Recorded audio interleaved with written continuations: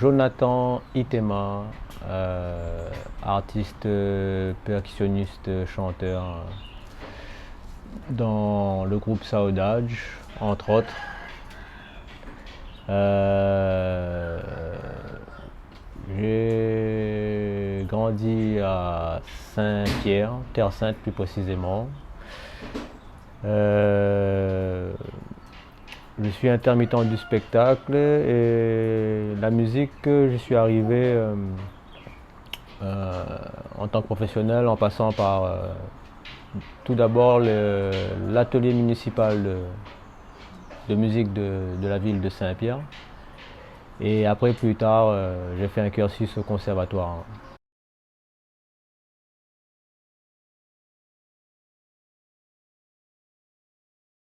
En premier lieu, je me sens assez militant, comment dire, dans la sauvegarde du patrimoine musical réunionnais.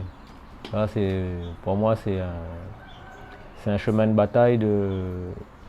C'est d'ailleurs pour ça que j'ai fait le conservatoire. C'est dans l'optique de devenir pédagogue pour pouvoir dispenser les cours justement. Et pour moi, c'est très important de transmettre ce qui m'a été transmis, de, de faire que ça continue. Et ça, c'est une grande partie comment dire, de ma vision des choses, quoi. C'est vraiment transmettre. Et ensuite, j'ai, comment dire, dans la musique que je fais aujourd'hui, justement, ben, elle est très très imprégnée de mon traditionnel, même si, on arrive à l'amener ailleurs. Et pour moi, c'est un challenge de faire une musique actuelle tout en, tout en ayant un effectif traditionnel et en essayant de respecter un maximum comment dire, les codes de ma musique, mais en même temps en essayant de trouver des petits subterfuges pour faire qu'elles s'enrichissent et que garder l'essence en allant voir plus loin. Ça, c'est ce qui, dans ma composition, c'est ce que j'essaie de faire quand je crée, j'ai ça en tête, c'est voilà, puiser un maximum dans ce que j'ai chez moi et en même temps en essayant de créer quelque chose d'un peu nouveau ou si c'est pas nouveau, qui n'a pas encore été fait ici, quoi. C'est cette recherche permanente là de réussir à faire en fait. Il y a beaucoup de groupes qui font du traditionnel et qui le font très très bien et qui comment dire, qui perpétuent vraiment le trad. Et moi, c'est cet autre chemin là que j'ai choisi. Voilà, puiser quand même, essayer de respecter les codes et trouver les petits subterfuges pour rendre ça, pour créer quelque chose de nouveau en fait. Essayer de créer quelque chose de nouveau. C'est pas facile, mais c'est un chemin de bataille aussi. L'effectif instrumental du Maloya, t'as le rouleur, le kayam, le sati, le bobre, le triangle. Moi, j'y intègre aussi, c'est ma vision traditionnelle, j'y intègre aussi les tambours maloubar, tous les tambours des temples, là, pour moi aussi, ça fait partie de mon effectif traditionnel Maloya. Et ben, les subterfuges, ben, c'est comment dire, c'est en fait, j'ai une batterie éclatée, en fait, avec toutes les percussions qu'on a ici, j'ai une batterie qui est éclatée. Et par exemple, ça m'arrive de jouer les rythmes occidentaux avec mes instruments traditionnels, avec mes sonorités traditionnelles. C'est-à-dire euh, jouer sur un rouleur, sur un sati, sur un kayam, des rythmes qui ne sont pas joués traditionnellement parlant. Et je trouve ça intéressant justement, parce que pour moi une percussion c'est une percussion. Et après effectivement selon la culture dans laquelle tu évolues, tu as des codes de la musique. Et, euh, et ce truc-là de faire que, en fait, de voir l'instrument comme un instrument en fait et d'essayer de l'intégrer à d'autres musiques, à jouer d'autres rythmes pour lesquels pas forcément à la base on les joue pas, mais moi c'est intéressant pour moi d'essayer de faire ce travail-là parce que c'est un travail de sonorité, c'est un travail de j'ai c'est l'un des subterfuges que je trouve, c'est voilà essayer de d'apporter une nouvelle sonorité à des rythmes que tout le monde connaît bien, mais que et là, d'un coup, tu entends, tu dis ouais, mais ce rythme-là, on le connaît en Occident, on le connaît et tout, mais c'est quoi ces sonorités qui sont ça, on ne sait pas. On connaît une grosse caisse, on connaît une caisse claire, on connaît des charlets, mais un rouleur, un cayenne, un sati, on, on ne connaît pas ces sonorités-là. La grande partie du monde ne connaît pas ces sonorités-là. Donc, ouais, c'est dans le projet Saudade, c'est cette façon de faire là, on le retrouve pas mal. On le retrouve pas mal. C'est-à-dire que on a gardé l'effectif traditionnel, mais les rythmes sont pas forcément traditionnels réunionnais. C'est voilà. C'est l'un des subterfuges que, que, que j'ai trouvé. Et en même temps, ça, ça me tenait à cœur aussi de, comment dire, j'explore aussi plein, plein de, plein de rythmes qui sont pas traditionnels. Euh, quand tu prends le Maloya, les rythmes qui sont arrivés jusqu'à nous, c'est une musique qui a été, c'est une transmission orale. Et les rythmes, le peu de rythmes trad qui sont arrivés jusqu'à nous, ben en fait, quand tu regardes bien, quand tu es percussionniste, c'est des rythmes assez simples en fait. Pour moi, on a reçu des bribes. On a reçu des bribes de nos anciens. On a reçu des bribes de Mada, d'Afrique, d'Inde. Et comme c'était une musique qui était pas, comment dire, c'était une musique d'esclaves. C'était une musique, on va dire une musique cachée, on va dire. C'était une musique, c'était joué sur le temps où, comment dire, où t'étais pas là à cravacher, etc. T'avais pas beaucoup de temps pour faire ça. Donc le peu qui arrivait jusqu'à nous, c'est un peu qui a été sauvegardé. Donc c'est une musique qui n'a pas forcément évolué. Elle a été très appauvrie en sortant de Mada, en sortant d'Afrique, en sortant d'Inde. Et du coup, moi aujourd'hui, j'ai une vision des choses où des fois je travaille mes rythmes, je travaille mon instrument et je vois que ça m'amène, j'ai de l'inspiration à force une sorte de transe, à force de jouer pas mal d'heures sur le même instrument, à explorer les trucs. J'entends des rythmes, il y a des rythmes qui me viennent et qui ne sont pas traditionnels, qui vont chercher dans le 5, dans le 7, etc. Et qui, en termes, comment dire, en termes rythmiques, hein, des rythmes en 5, des rythmes en 7. Et pour moi, je sens quand je les joue avec mes instruments traditionnels, je sens que ça me parle férocement, quoi. Je me dis, putain, c'est...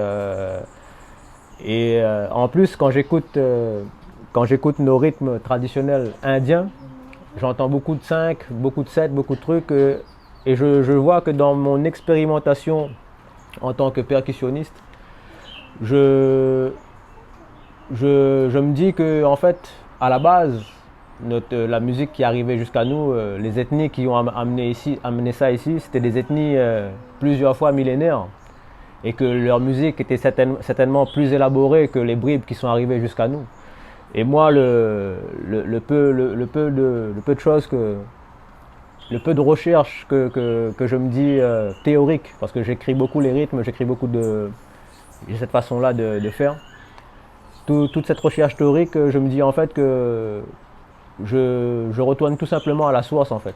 Même si ça ne correspond pas au traditionnel réunionnais d'aujourd'hui, ternaire, Maloya, et si c'est autre chose, ça me parle tellement que je me dis que ça doit venir d'encore plus loin. Ça doit venir Et j'essaye de faire ce cheminement-là. Je me dis, en fait, de réenrichir mon traditionnel, en fait. De, de, de, de rendre ça encore un peu plus élaboré. Comme je te dis, moi je pense que c'est vraiment une musique, les peuples qui sont arrivés ici, c'est des peuples qui sont plusieurs fois millénaires et avec des musiques très élaborées. Et cette, euh, cette façon-là aussi, c'est ce subterfuge-là, c'est-à-dire de juste me faire confiance, juste par ma trance, en jouant mes instruments et en notant tout ce qui passe tout ce qui me passe par la tête. J'ai l'impression de retrouver une certaine essence tout en, tout en élaborant des nouvelles sauces, des nouvelles tournes, en enrichissant un peu un traditionnel, quoi.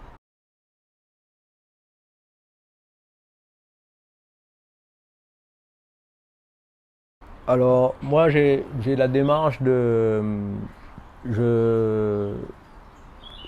j'ai une pédagogie qui est écrite. J'ai eu la chance que quand j'ai commencé vraiment à m'intéresser à la musique, j'ai eu la chance d'être aiguillé vers l'un des premiers artistes à La Réunion à écrire les rythmes traditionnels. C'est Monsieur Thierry Abmont, qui a été justement mon prof à l'école à l'atelier municipal de Saint-Pierre et par la suite au conservatoire aussi, du coup. Et j'ai eu la chance que lui, il avait cette pédagogie-là, c'est-à-dire que ça lui tenait à cœur de. Il a grandi à Basse-Terre, un quartier de Saint-Pierre, où il y a beaucoup de services cabarets, il y a beaucoup de chapelles Malbar. Il a toujours été baigné dans les sons, que ce soit Maloya ou les chapelles, les tambours. Il a toujours grandi là-dedans. Et il a eu une formation de batteur.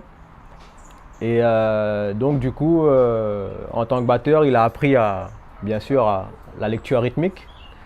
Et lui, comme il a grandi là-dedans, dans le cabaret, dans tout ça, et à un moment donné, il s'est dit, ben, ouais, il avait le lexique, il avait le jargon, et il a juste réécrit ses rythmes à lui. Et c'était l'un des premiers à le faire. Et j'ai eu la chance, du coup, quand j'ai voulu vraiment me mettre dedans, il m'a expliqué, il m'a dit, voilà, ben, cette tourne traditionnelle que je joue là, ben ça, c'est voilà, c'est tant de croches. Ça, c'est des noirs. Ça, c'est des. Il m'a appris le lexique, l'alphabet, en fait. Et du coup, maintenant, moi, dans ma transmission, je me repose beaucoup sur la théorie, sur la pratique, sur l'écrit. Et ouais, ça, pour moi, comment dire, pour toucher un plus grand nombre, et pour rendre les gens autonomes assez rapidement, c'est l'écriture rythmique, c'est un réel apport, quoi. Vraiment, parce qu'avant la transmission orale, c'était le fait que il fallait que tu passes des heures avec la personne, que tu regardes, que tu reproduises ce qu'elle fait, et ça demande énormément de temps, énormément de disponibilité. Et comme aujourd'hui on vit dans un monde où vraiment ça va vite, donc vraiment le fait de pouvoir passer par l'écrit, et généralement les gens ils comprennent plus vite.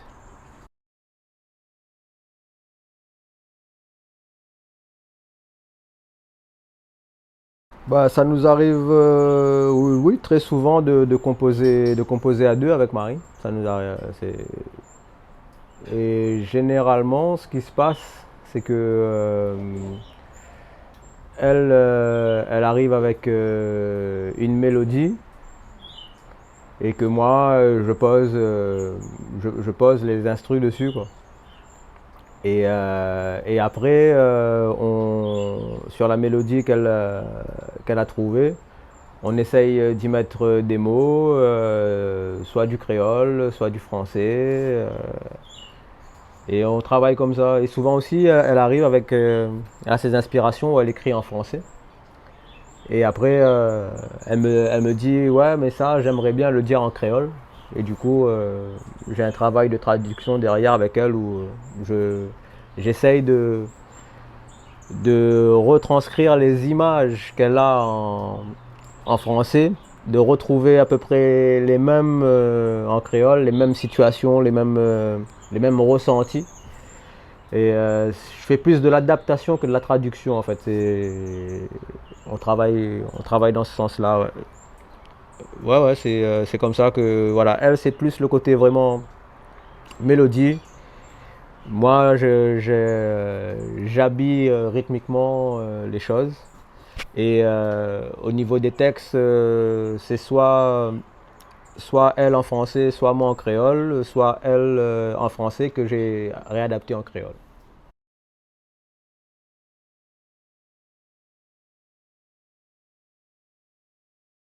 Ben, ça nous arrive de faire de, de faire des échanges, oui, avec, euh, avec des amis ici ou même avec d'autres personnes en métropole.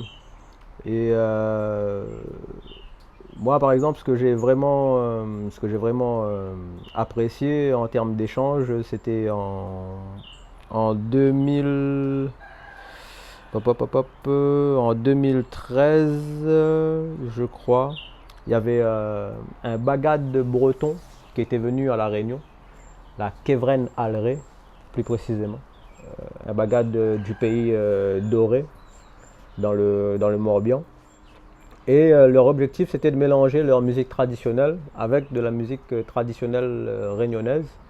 Et ils ont fait ça dans le cadre des 350 ans, je crois, du peuplement de l'île et tout. Comme il y a eu pas mal de Bretons qui sont arrivés là aussi à la base. Et c'était dans cette démarche-là de recréer le lien, etc. Et donc du coup, on a eu la chance d'être. Ils ont fait passer quelques auditions à quelques groupes là, et nous, on s'est dit, ben, ça nous intéressait, tu vois, de voir un peu. On s'est dit bon, ils sont venus nous voir, on a joué, on a joué quelques-uns de nos morceaux à Saudade, etc. Et là, ça a très très bien matché avec eux. Ils ont bien aimé l'univers, etc. Donc ils nous ont pris nous avec eux et un ancien d'ici, Firmin Viry, comment dire, une vraie bibliothèque, une vraie famille du, du Maloya, quoi, vraiment trad. Et du coup, on est allé en tournée avec eux. On a préparé un spectacle où il y avait de la musique de Saudade accompagnée par le bagad de breton. Il y avait de la musique des Firmin Viry accompagnée par des bretons. Et on est allé défendre ça sur les scènes en métropole. Et à côté de ça, quand on est allé en Bretagne, du coup, Marie, sa famille a une maison là-bas, justement, dans le Morbihan. Et on allait en vacances là-bas avec Marie.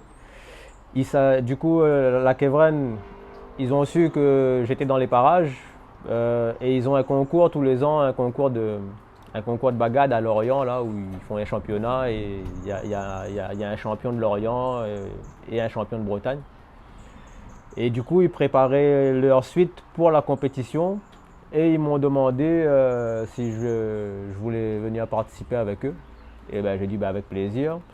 Et du coup, en 2014, j'ai coécrit la section rythmique avec leur gars qui est au rythmique là-bas. Et j'y ai intégré les caillombes, les satis, les rouleurs. Hop, on est arrivé à Lorient. Il y avait 15 bagades en première catégorie. Au tirage au sort, on est sorti dernier, donc ils sont passés tous avant nous. On est arrivé à la fin. On a lancé le bordel. Et on a fini premier de Lorient. Là, moi, réussir à mélanger vraiment mes rythmes traditionnels avec leur traditionnel à eux, ça c'était l'un des échanges vraiment pour moi, qui m'a marqué, quoi. Et c'est vraiment là où où j'ai pu faire ça parce que on parlait le même langage avec le mec avec qui j'ai écrit les parties, c'est-à-dire que voilà, il me parlait d'une croche, d'une noire, d'un truc, il me dit voilà, ça c'est tel, nous on fait telle tourne, telle tourne. Je comprenais ce qu'il disait et lui, j'expliquais que traditionnellement, nous c'est ça, tu vois, il me fait ah ouais, ok. Ben, nous ça tourne pas forcément comme ça ici, c'est un peu compliqué pour nous et tout, donc il fallait simplifier quelques trucs et tout, etc. Mais on parlait le même langage, on se comprenait. Et du coup, tout le bagage théorique et écrit que j'ai eu ici, ça m'a vraiment permis ça, quoi. C'est de me rendre compte que c'était beaucoup plus facile de mélanger ma musique traditionnelle avec les autres musiques et surtout de la rendre compréhensive par les autres. Tu vois, leur expliquer que voilà, généralement ils entendent quand on joue, ils arrivent pas à mettre le temps, la pulsation dans notre musique. Là, il faut que j'arrive, je leur explique, je leur dis voilà, hop, le temps il est là, j'écris, ils font ah ok, ça tourne comme ça. Et ils n'ont pas l'habitude de voir ces cellules rythmiques là. Et du coup, ils comprennent, ils savent où ils sont, et du coup, ça, là, j'ai vu vraiment la pleine puissance de la transmission théorique écrite. Ça m'a vraiment permis ça, et quand tu parles le même langage, ça va super vite.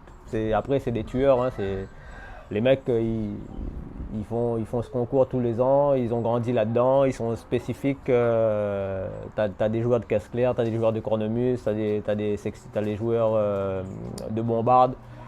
Ils sont tous spécialisés dans leur truc. Généralement, ils font ça de père en fils. C'est des pointures, c'est la première catégorie. Donc, les gars, ils te lisent des partitions, ça va très très vite et ils s'imprègnent assez rapidement. Et j'ai vu la magie du truc, c'est que tu écris. Et là, ça, quand c'est joué, c'était magnifique, vraiment. Là, c'était l'un des échanges vraiment qui m'a marqué. Et, et ouais, c'est. Donc il y a eu ça. Après, il y a eu plein d'autres. On a pu mélanger notre musique avec plein d'autres artistes qui étaient venus ici et qui étaient dans l'optique de faire des choses avec le traditionnel.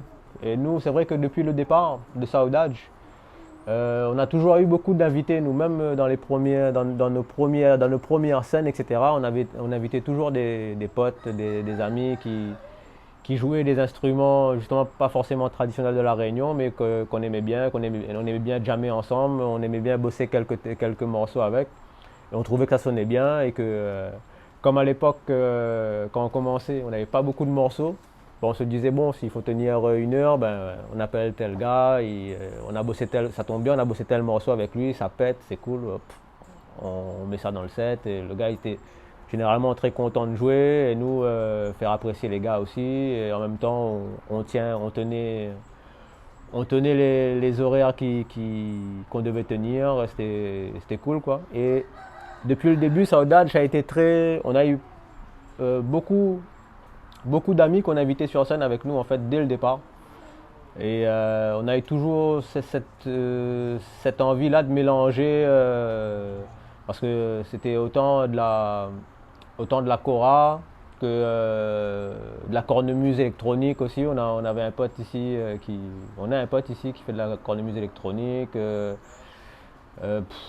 Du didgeridoo à la base, on avait beaucoup de didgeridoo dans Saudade. Et on connaissait des mecs qui touchaient pas mal en didgeridoo, donc on les invitait aussi, même des flûtistes, d'autres percussionnistes africains, etc. Des mecs qui sont dans l'afro ici, on aimait bien aussi. Et donc du coup, c'était pas.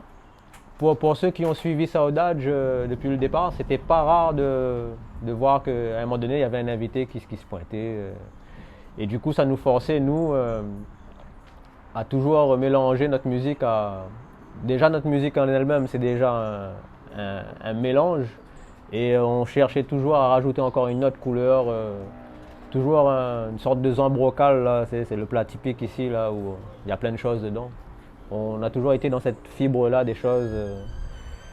Et c'est parce que moi et Marie, ben, on est comme ça, quoi. On est vraiment ouvert à tout. On n'est pas fermé sur ce qu'on fait. Quand on trouve quelque chose de beau, généralement on essaye de faire quelque chose avec, quoi. On essaye de l'intégrer, un peu de se l'approprier. Vraiment, c'est vraiment quand on entend quelque chose de beau, qu'on entend. Et généralement, ça tombait bien, on tombe généralement sur des belles personnes aussi. Donc, ça fait que matcher. Donc, oui, l'échange, en fait, ça fait partie même de l'identité même de notre projet Saudade avec Marie. Là, c'est vraiment l'un de nos traits de caractère, c'est que vraiment, on aime les rencontres et on aime partager notre musique et on aime surtout rencontrer de nouvelles personnes et qui sont un peu, mine de rien, on se rend compte on est un peu dans la même fibre des choses, la même façon de voir le monde, la même façon de. C'est un plaisir. En fait, c'est un lien social, notre musique. C'est comme ça qu'on voit au fond, c'est comme ça, c'est créateur de liens, quoi. Créateur de liens sociaux.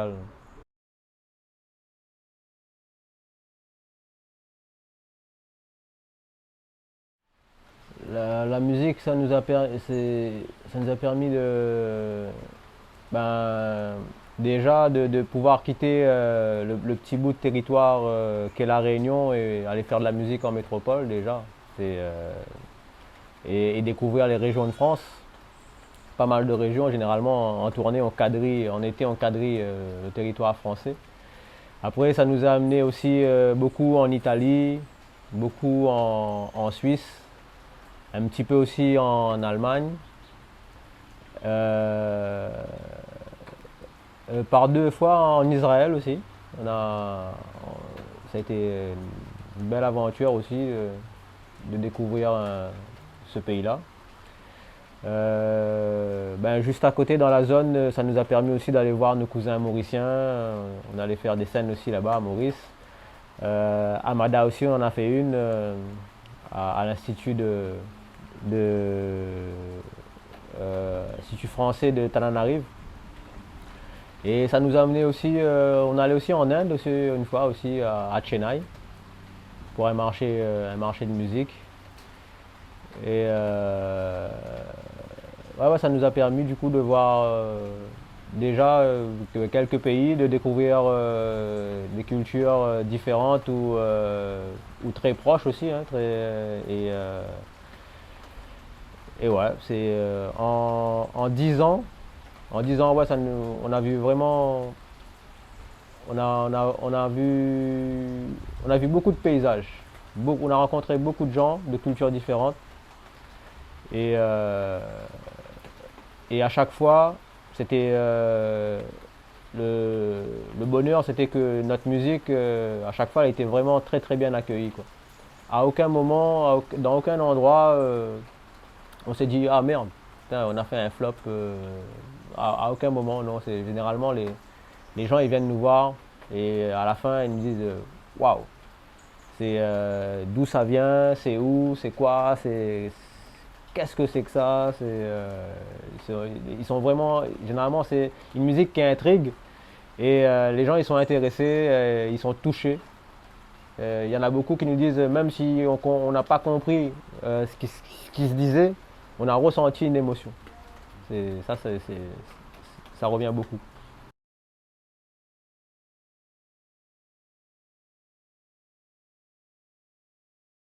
Alors, l'évolution de mon petit bout de territoire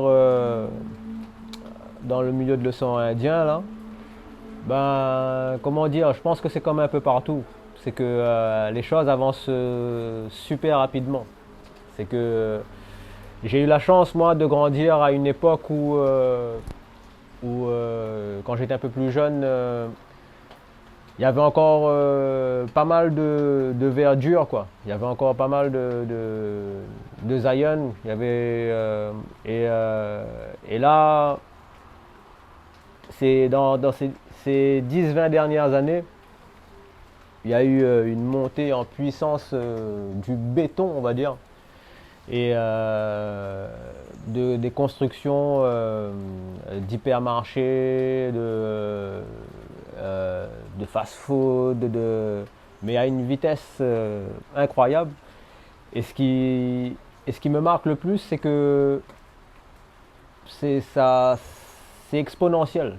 C'est que et ça me fait un peu peur parce que je me dis, il y a beaucoup de béton, beaucoup de voitures, c'est un truc de ouf.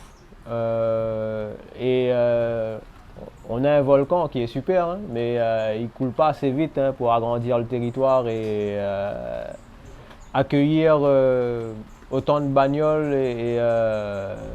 C'est comment dire, ça me fait un peu peur. Je me dis, à l'heure actuelle, là, à l'heure d'aujourd'hui, ça devient vraiment très compliqué de circuler sur le territoire. Tu vois, avant, c'était à Saint-Pierre ou à Saint-Denis, etc. C'était à Saint-Paul, etc. C'était à certaines horaires bien précises, tu savais que tu allais être bloqué parce que voilà. Mais maintenant, au jour d'aujourd'hui, à Saint-Pierre, tu sors pratiquement à n'importe quelle heure, tu es presque sûr de te taper un bouchon. C'est, ça, je me dis, je vois de plus en plus de jeunes qui ont le permis, de plus en plus de voitures sur les routes, mais je vois que la Réunion, elle ne s'agrandit pas. Donc je me dis, et je ne vois pas non plus de solutions proposées par les pouvoirs publics pour résoudre ce problème-là. Pour moi, je constate ça, je me dis, oh, à un moment donné, ça va être chaud. À un moment donné, il y aura... Et ça m'étonne de voir que, de pas entendre, de pas voir que ce soit une priorité pour les pouvoirs publics en fait. J'entends pas de grands projets pour fluidifier le trafic, pour penser à demain, pour penser comment on va faire quand on sera encore plus nombreux. Pour l'instant, il n'y a pas de solution mise sur la table. En tout cas, j'en entends pas. Et on dirait que c'est pas une priorité. Et ça me fait un peu peur. Vraiment. Parce que je vois pas. Je pense on va vers l'asphyxie en fait du territoire. Autant avec les véhicules qu'avec la surconsommation, avec le bétonnage, moins de verre, moins de... Pour moi, tout va dans un sens où je me dis, oh là là, si on fait pas gaffe, on va droit dans le mur, quoi. Donc voilà, c'est ça un peu le constat. Continuer d'espérer. L'espoir fait vivre. Et même si on ne voit pas de solution à des problèmes d'aujourd'hui, il faut continuer à être optimiste. Même si, voilà, continuer à espérer, continuer à prôner la vie en fait. Voilà.